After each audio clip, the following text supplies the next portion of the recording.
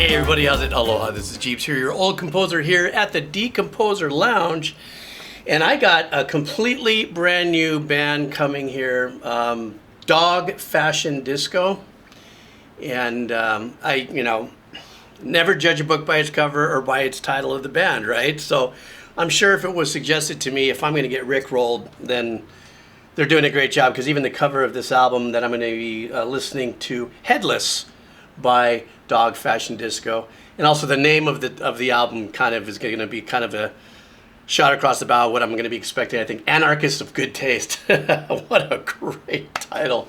Great title of a band, a great title of the album. So looking forward to doing this. This was a Patreon pick. You know who did it. Pete, thank you so much. And I want to thank you from Patreon who are still hanging in there. You guys know that. For those of you who are on the main channel, thank you so much for all of your support. Obviously, you can leave your comments here. People go to Patreon. But just you hanging out to me is such a bonus, and I'm so grateful and so pumped still that it's all good. All right, guys. So like usual, thank you for all the support. And I'm on it. This is from the album Anarchists of Good Taste by the band Dog Fashion Disco, Headless. All right.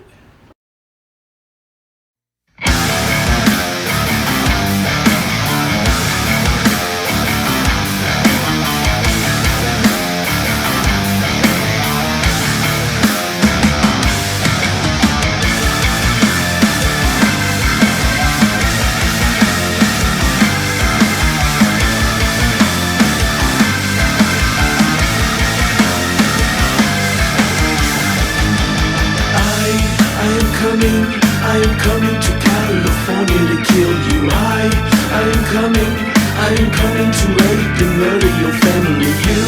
You can try and run, but there's nowhere left to hide. I will follow the sun as it sets in the west and will lead me right to hell.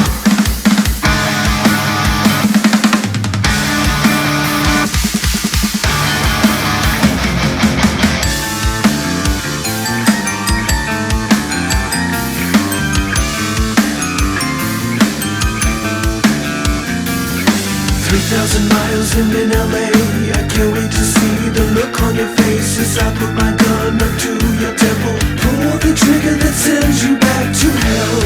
You butchered my art and only to save $1. Are you ready to die, my friend? Are you ready to confront the end? Like Helter Skelter and SummerSlam, by the knees and you'll know who I am. I'll spill your blood on the Hollywood Boulevard.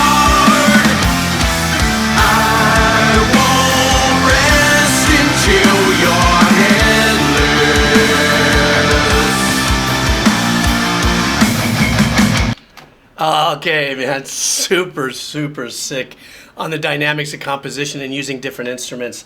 That bell sound, it sounded like it could have been a Celeste or a Glockenspiel or something. Obviously, probably, I'm not saying I know, came from a maybe a plug-in or a module from a keyboard. Also, talking about the keyboard, I love that organ in the back. Organ is probably one of the most powerful, most unsung instruments that have threaded itself through the journey of rock and roll. Obviously, in the early days, you know, distorted organs, B3s, the Hammonds, and everything like that. But the lower half of an organ could be just as nasty and growly riff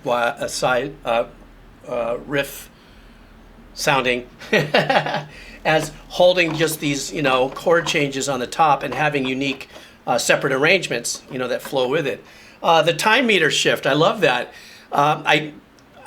Because I didn't think there was going to be any shift, I kind of got into that opening, you know, pattern and riff and the guitar sound and stuff, and then they hit us with this kind of, if I'm correct, a 6/8 kind of a thing. I just got through doing another song that just had that. It's very unique to get, you know, we're so used to a 4/4 and then a juxtaposition, or you know, all these separate, a lot of the bands here on the channel, 4/4 with really tricked out meter and stuff like that. But that 6/8 vibe that gets you into this, you know, this kind of a sauntery, you know, marching forward, you know, tearing through the dark weeds and stuff like that, you know. I love that. I love the guy's voice. I'm trying to listen to some of the lyrics, but I keep on getting pulled back into the arrangement. What a crazy sound on the guitar tones. And what I mean by that is I'm still not good and knowledgeable enough to detect tube versus solid state or whatever. But God, this particular guitar sound has a very edgy, high-end kind of grit to it that I really dig, you know. And the pattern, you know, that whole thing just kind of makes its way in right here, and it kind of gets you going like this without you even knowing it. It's a different kind of headbanging, you know. So let's just keep motoring on and see what else we got here.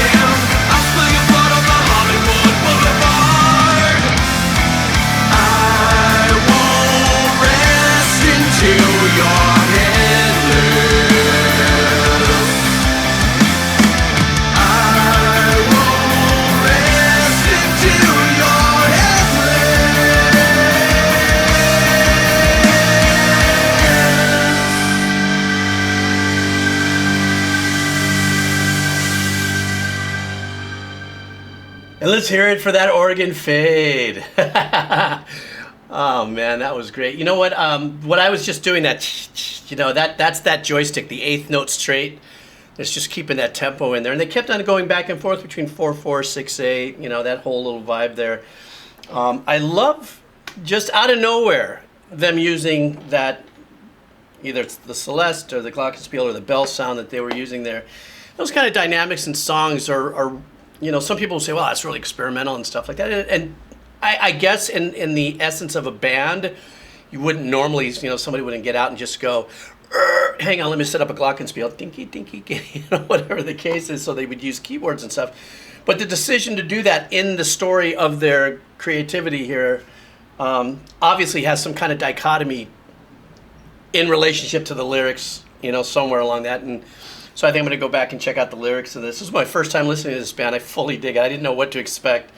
I just did something else that on Patreon, the Tony Danza Dance Experience or something.